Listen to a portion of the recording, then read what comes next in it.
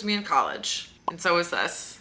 And so was this. I was one of the original mothers of Indie Sleaze. You just don't know about me because I was an extremely niche, offline, micro, nano celebrity. Just kidding, I was just a girl. Welcome back to my channel. If you're new here, my name's Catherine. This bang is like randomly, I don't know, like not sitting right on my forehead. So if you have an opinion about it, be a girl's girl and keep it to yourself. If we were doing true indie sleaze, I would have a side bang. Whatever this is as close as we're gonna get. If we're gonna define indie sleaze, which I believe is undefinable, I didn't even really have the name indie sleaze until like a couple of years ago. But basically we're talking about the time between like 2005-6 to 2011-12. The girls were wearing American Apparel leggings and a lot of 80s inspired clothes, heavy eyeliner, dirty makeup, and listening to electronic indie dance music. Corey Kennedy was big. The Cobra Snake. Nylon Magazine. Urban Outfitters, of course. Indie Sleaze, the style itself, is back in style, or so I've heard. I'm a grown-ass adult,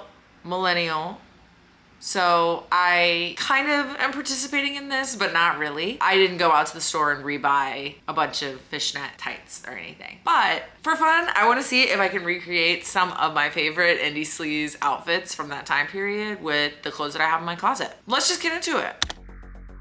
Okay, first we started off with no makeup, just eyeliner, which I will come to regret later, even though that's what I used to wear back in the day. I didn't have the American Apparel bodysuit. I wish I did, but instead I just have this Adidas bodysuit. It's still very on brand. Here I am trying to try the Bagoo on as a fanny pack because I don't have one of those anymore either. It didn't work, so we're doing crossbody now. Adding a bracelet to simulate the Bonnaroo wristband, and then these Amazon sunglasses, which are probably the same quality as the crappy pink ones I was wearing in the original picture. So what do we think? Did I match it? It's close enough.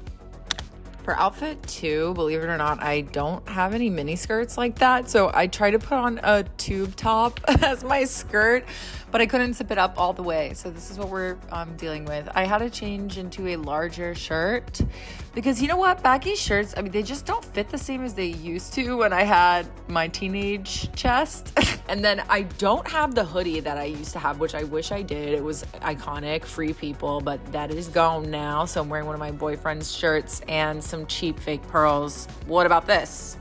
I think it's working for me, actually. Too bad I won't ever be able to wear this skirt outside. So for obvious reasons, we're going to start things off with a graphic tee. This is kind of the closest t-shirt I have to the one I'm wearing in the original photo. And then this is a thrifted H&M pleated skirt. I would say it's not as cute as the original vintage 80s tennis skirt that I had, but it'll do. I'm also getting a little bit emotional here about the way that this is all fitting and looking with my adult body. I think we're going to hang in there though. We are going to hang in there. Ballet flats are back in style, just like I was wearing in the original picture. So I'm putting on those now and fixing my hair. I don't know. And then I decided, you know, maybe an updo was the better choice because it looks a little more like the original pic. What do you think?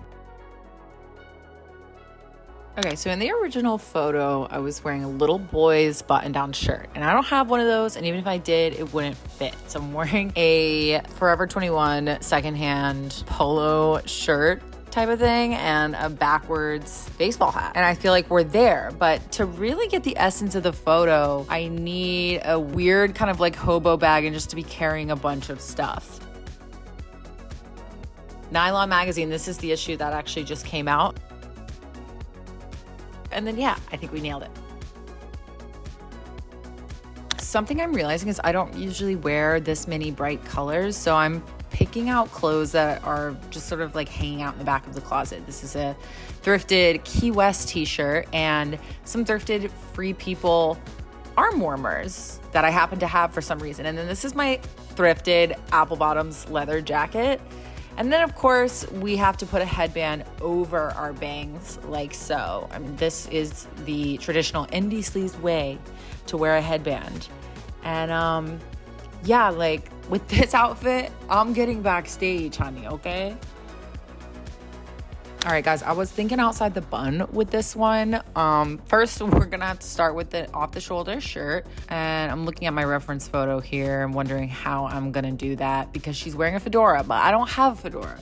So I put on a cowboy hat. And listen, in Indie Sleaze, we weren't wearing cowboy hats, okay? It was too close to the Bush administration to be ironically doing all that. We still had troops in Iraq. This is what I have, but do I look amazing? Yes, I do. You wanna know something funny? I don't have any skinny jeans anymore. I just don't own them anymore because of the trend police, I guess. So I had to put on some leggings for this fit and a graphic tee. And for some, I like only have cropped t-shirts, I guess. So it's not covering my stomach like the one in the original. And then this cropped plaid jacket and then this little leather bag. I mean, we're not identical to the original, but I think we're doing pretty well here. And clearly I'm feeling it in real time. Great job. Love the moves. Probably one of my favorite outfits from that era. I decided to do a little photo shoot at my friend's house, like you do, and I'm wearing a skirt as a dress. But in this one, I'm wearing a real dress as a dress with the leggings from the previous outfit underneath, of course. I don't have a long necklace, so I literally have to use a belly chain as a necklace. You can't stop me. But what's really gonna take it home is this outside belt. Back in the day, we used to wear belts that did absolutely nothing. They didn't hold anything up. They just accentuated your waist. I mean, people would put them over t-shirts.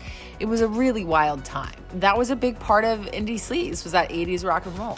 Okay, because the shorts in the picture are the shortest shorts I've ever owned, I have to roll these up a lot to make them look similar. This tank top is, the only tank I had that sort of approximated the look of the one in the original. Here I am realizing I should have been doing this wind moment a lot sooner in the vid. And then I think like some assorted jewelry is really gonna add some indie spice to the look.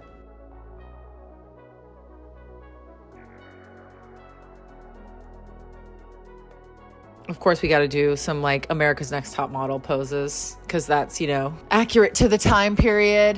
And then boom, here it is, I mean, we're really tired of the high-waisted short shorts and crop top combo by now. But if you're wondering where it started, it's here. Okay, if you liked this, then you should give it a thumbs up. You should even give my channel a subscribe if you want to. I've got a lot more videos like this coming and also already on my channel. And actually, if you love Indie Sleaze, you should follow me on TikTok because I did a TikTok series all about my Indie Sleaze outfits and about trends from that time period. I probably took more photos in that time period than like almost any living person. Back then, being a narcissist was frowned upon, not like how it is now. Sort of a standard requirement for being an internet user. You can follow me on TikTok at katdookie, Instagram at katdookie, which you should definitely do because I need more Instagram followers. Leave a comment if you have a suggestion of anything else you'd like to see me recreate. I have a lot of fun making these. I love you, you're beautiful, and never forget that everyone is a princess. Shout out Paris Hilton. Bye.